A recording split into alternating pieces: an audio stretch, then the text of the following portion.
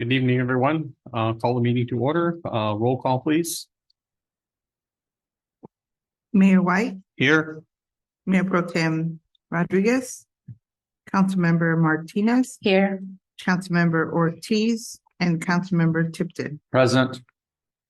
We all please stand for the pledge. To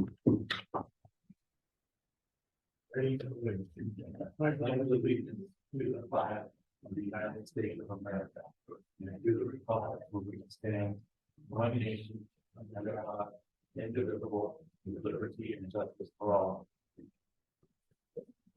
Agenda review. No changes, Mr. Mayor. All right. Public comments from the audience regarding items only on the agenda. I do see a hand raised.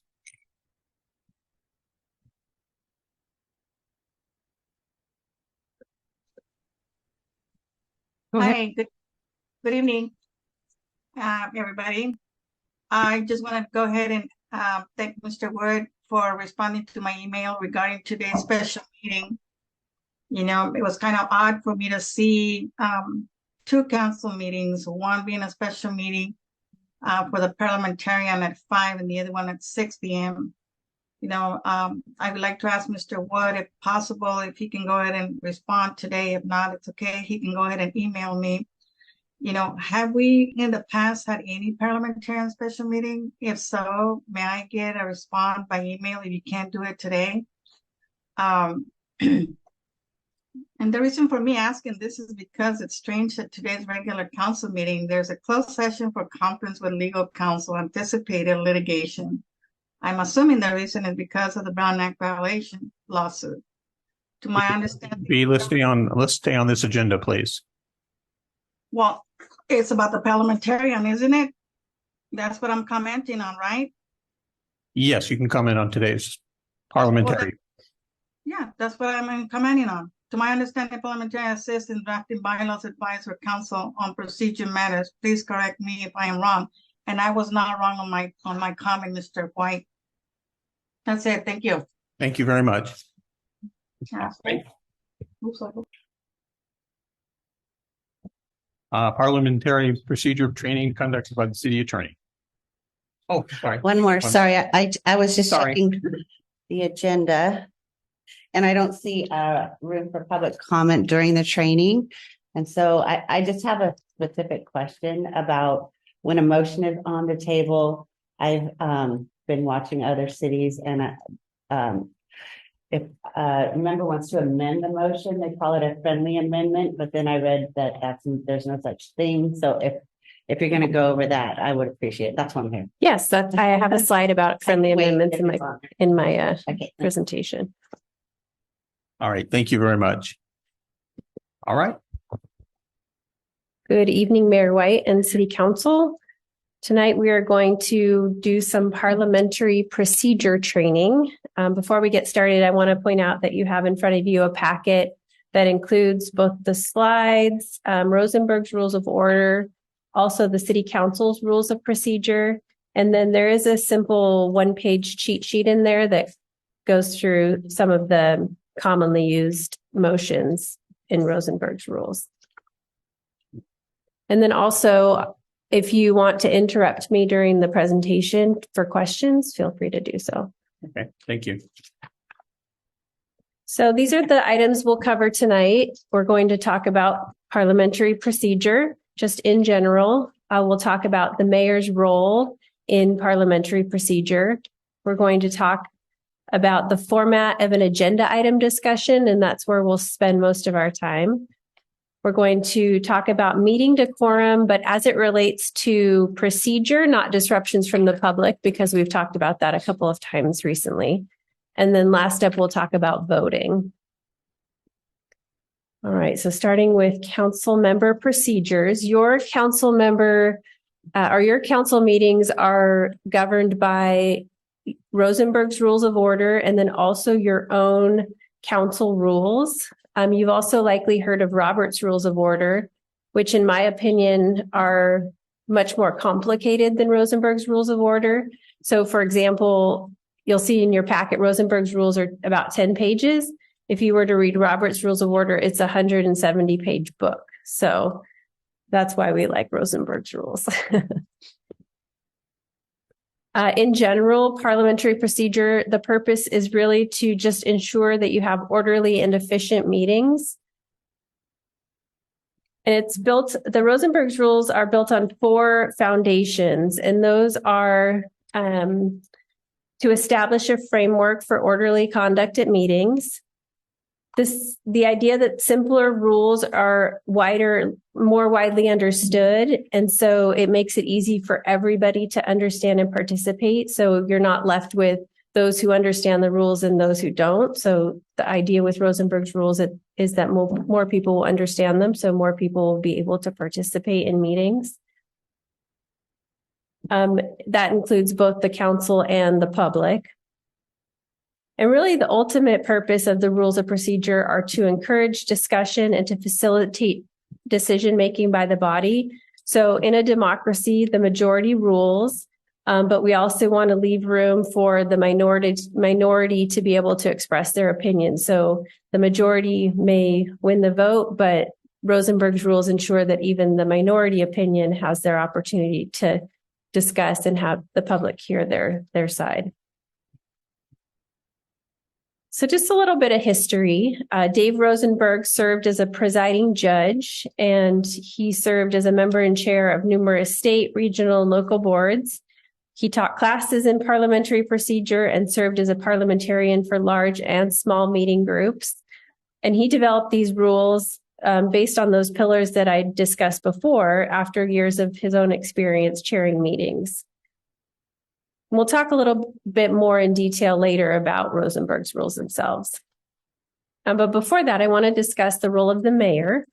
So while members of the body should know and understand the rules, it's really up to the mayor or whoever's chairing the meeting on any particular day to apply the rules of conduct to the meeting. So you know that the mayor is the chair, but there are times if he's not here that the mayor pro tem or even another council member may be tasked with leading a meeting. So these rules, I think I'm about to get kicked out of Zoom again. We'll hope not. So these rules are from, yeah, it looks like I got kicked out. Yep, there I am. So I can continue to go through the slides if you want to follow along in your well, I'm still being. You're still there. I'm still there, just not the slides. Yeah. Okay. So we'll just go, if it's okay with you, we'll just go through the slides on your paper and I'll just go through them from my computer That'll be fine. because I keep getting kicked out. So these rules, we're on slide number 10. And these rules are what Rosenberg's rules dictate are the role of the mayor. And on the next slide, we'll talk about what your own council rules say are the role of the mayor. And they're similar, you'll see. But according to Rosenberg's rules, the chair of the meeting, or in your case, the mayor, applies the rules of conduct of the meeting. He makes final rulings on procedures unless overruled by the rest of the council. It's typical for the mayor to play a less active role in debate or discussion. So the mayor should strive to speak last during discussion and debate. And I'm sure you've noticed that Mayor White does that. And then the mayor typically doesn't make a motion or a second unless he doesn't believe that anybody else will or is going to.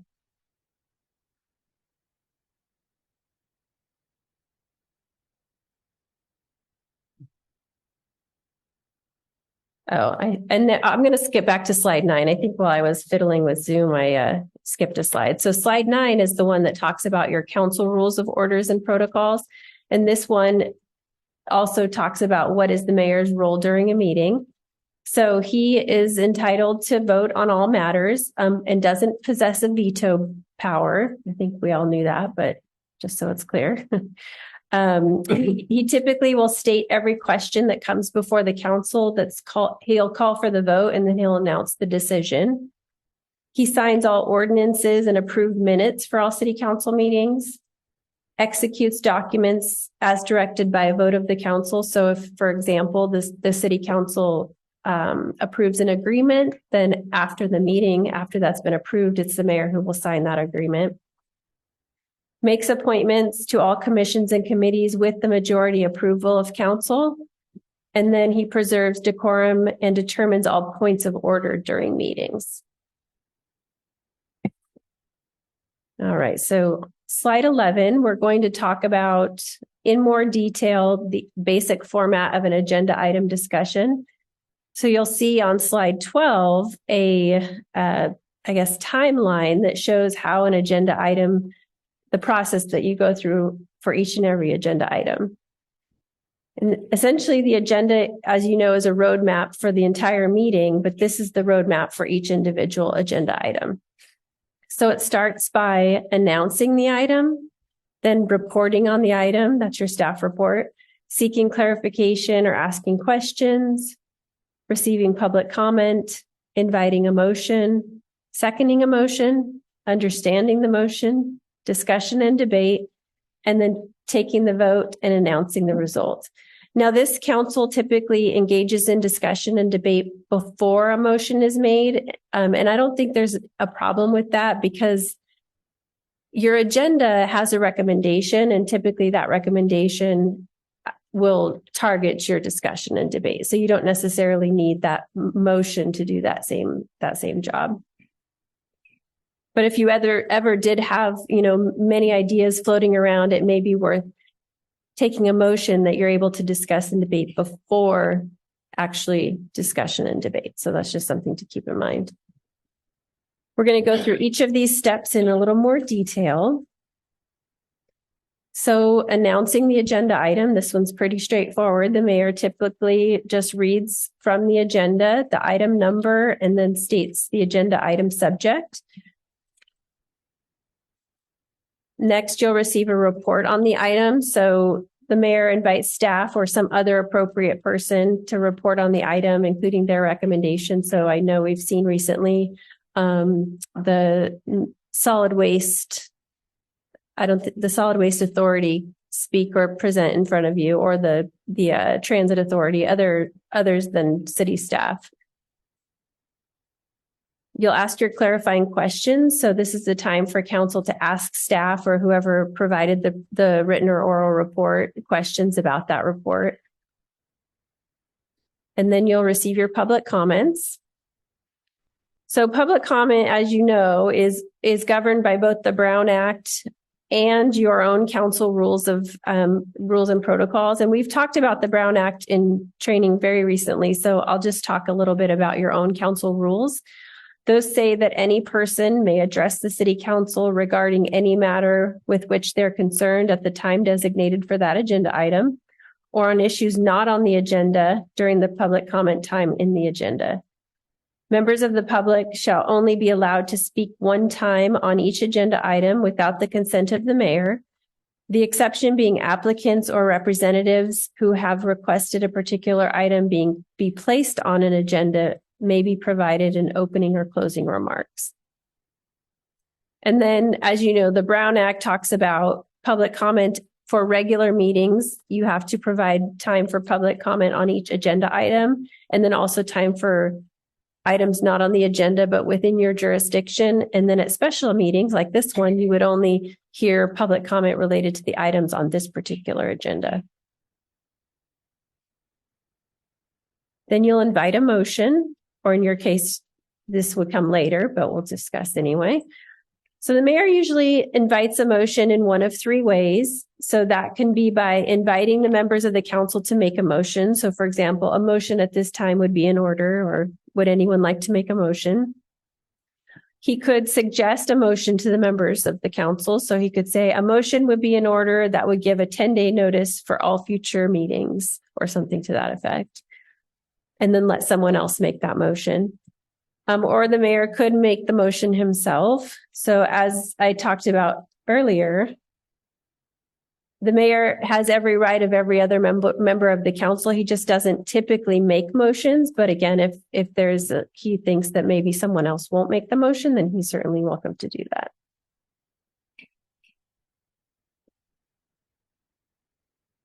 Motions are typically made in a two-step process. So the mayor will first recognize the city council member who wants to make the motion, and then that city council member will make the motion.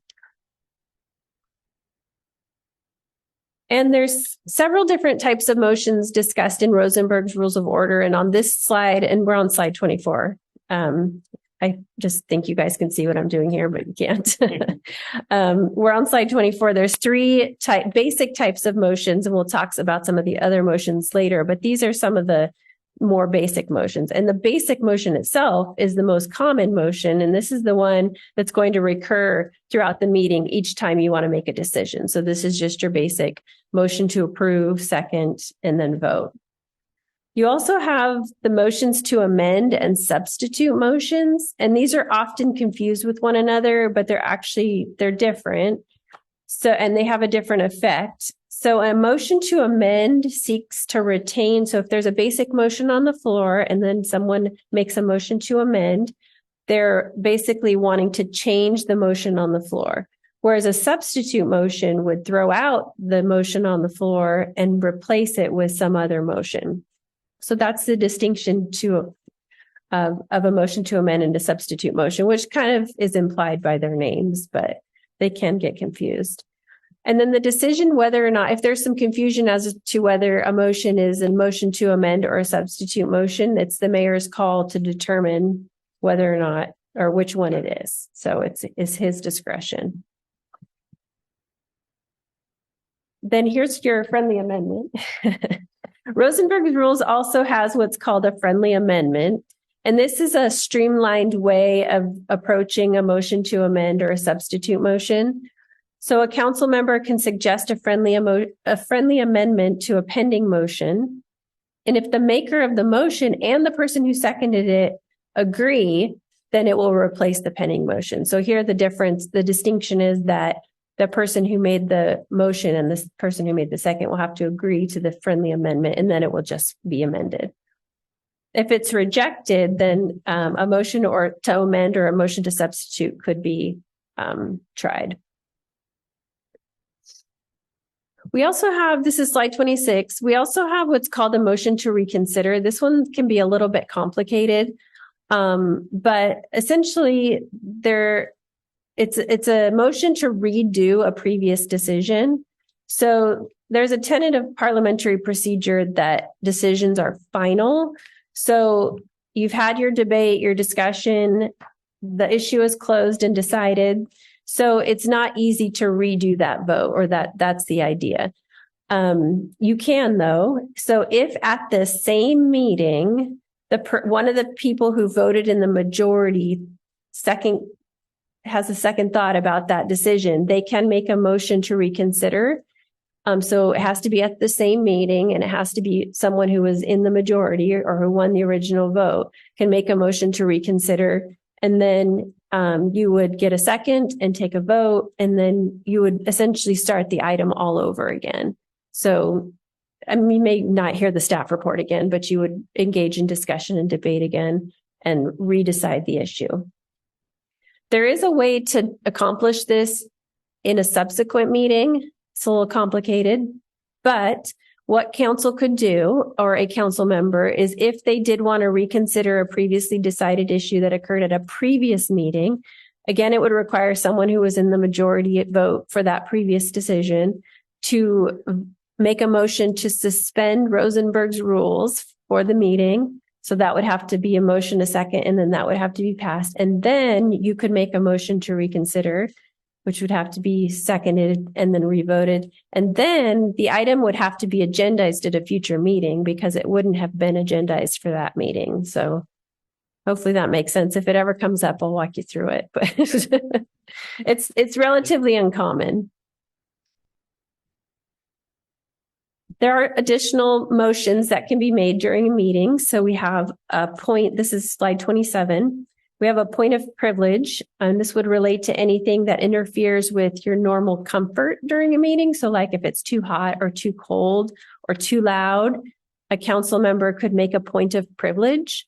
And what would happen is the mayor then says, state your motion or state your point, and the council member would explain, it's freezing cold in here or whatever. And then council could decide to take a minute to fix the problem.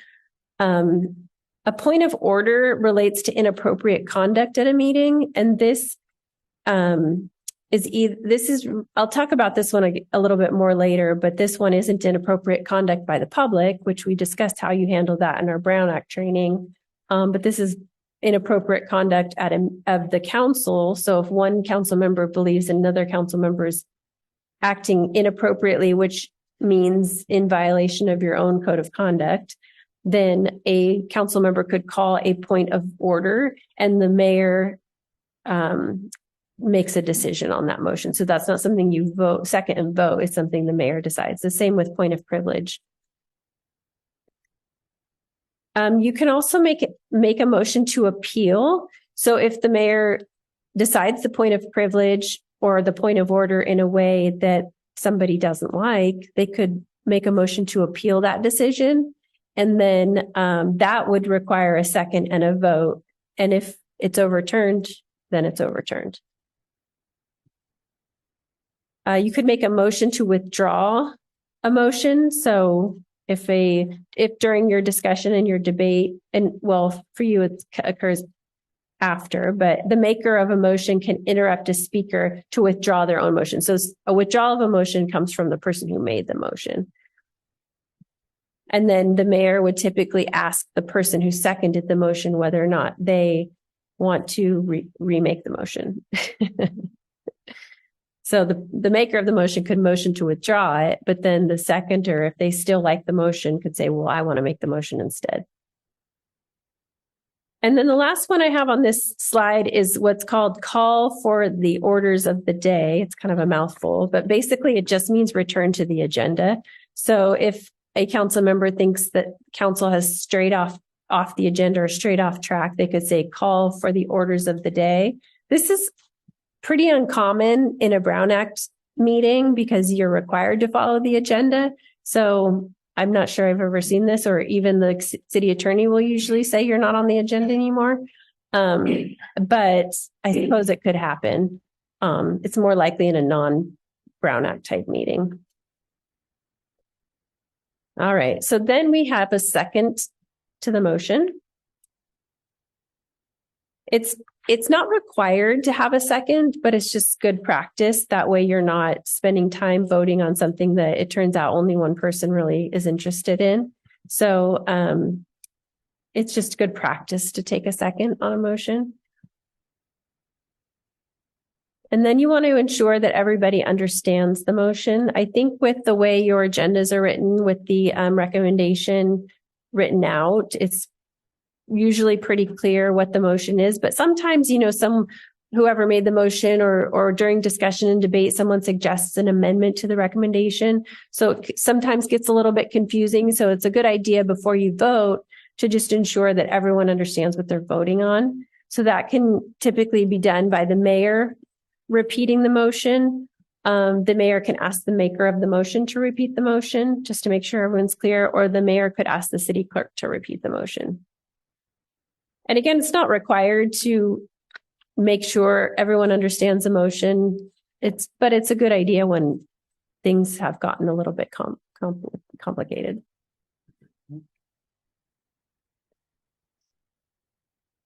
All right, and then you engage in discussion and debate. So typically the mayor invites discussion of the motion by the city council. If there's no discussion or after the discussion ends, the mayor will announce that it's time for a vote.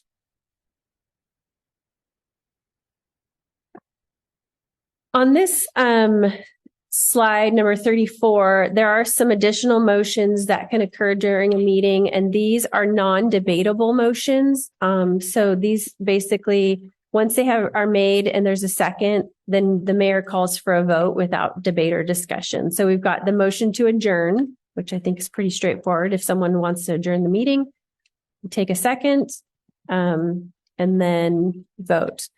Same with the motion to recess. So if someone wants to make a motion to recess, then there's a second, and then you vote.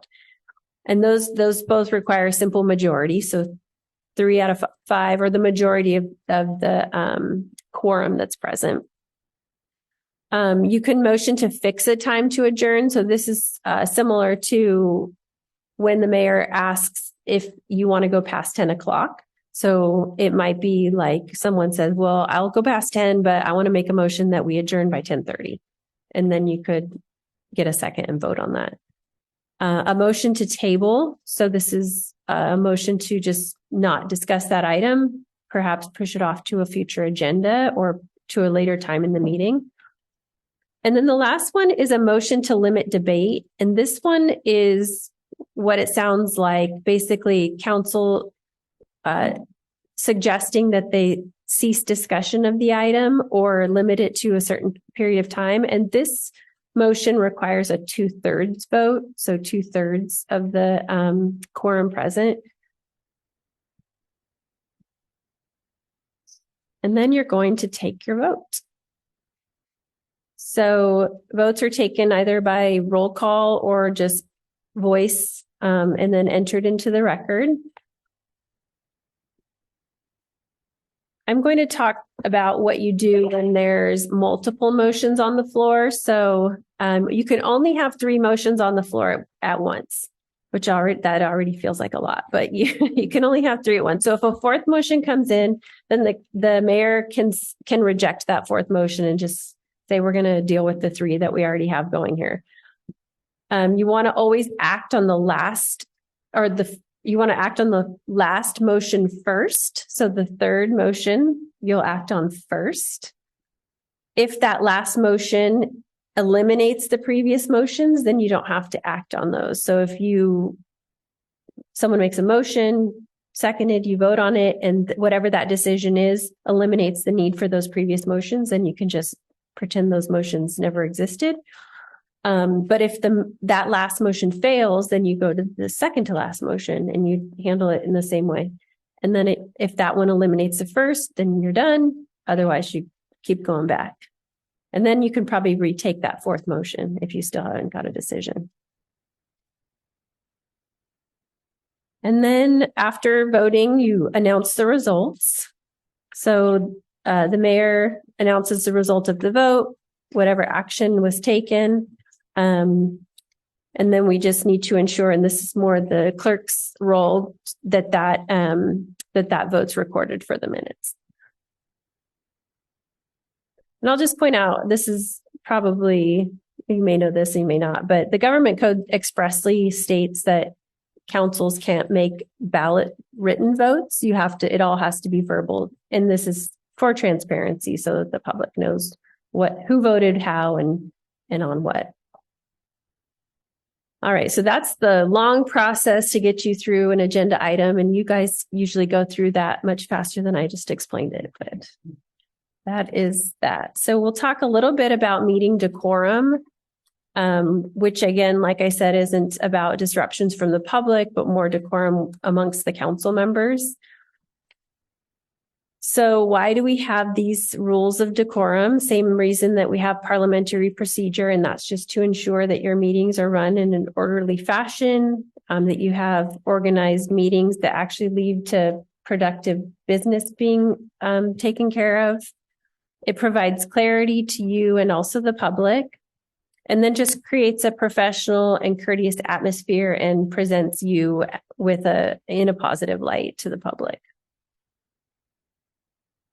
So I'm on slide 42, but one way to ensure that, ensure decorum is to act in a professional manner. So you do that by being present, listening to the public commenters, listening to one another.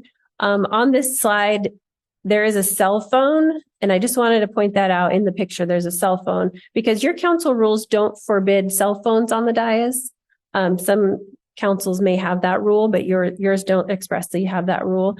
But it's important to keep in mind that if you are on your phone, it either may give the perception that you're not paying attention to one another or to the public commenter, or the perception that if 2 council members are on their phones or 3, that there's a Brown Act violation occurring where they may be texting one another, because that has occurred in other cities. I discussed the point of order, but I'll talk a little bit more about that. So basically, this is a way for council members to kind of call each other out, if you will, when they're not adhering to the council code of conduct. So someone who's a council member who you want to make sure. So when you call a point of order, the point isn't to necessarily interrupt the person who's talking. It's to wait until they're done and then make your point of order. I don't know that that's always 100% possible, depending on the conduct that's occurring. But even in the event of making a point of order, it's still meant to be done in a courteous and decorous manner. And again, it's a way for council to check each other's conduct, not for council to check the public's conduct.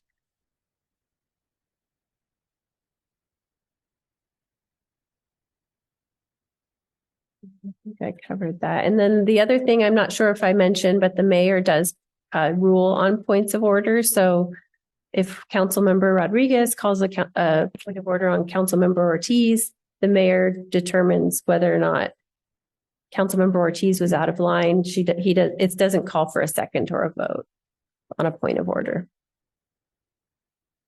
All right, so we will talk now about voting. And I wanted to include this because it can get so complicated. So as you know, I'm on slide 46, and I'm going to talk about quorum requirements. But as you know, it takes 1/2 plus 1 of the board to be present to create a quorum and to be able to conduct business. So for you, that's 3 council members have to be present to conduct any type of city business.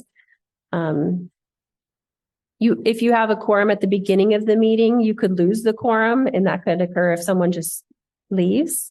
Maybe they had to leave at a certain time, or they just leave, or even if they leave the dais. So if there's only 3 of you here and one goes to the restroom, then you can't conduct business even while they're gone. So you would want to probably have a recess instead.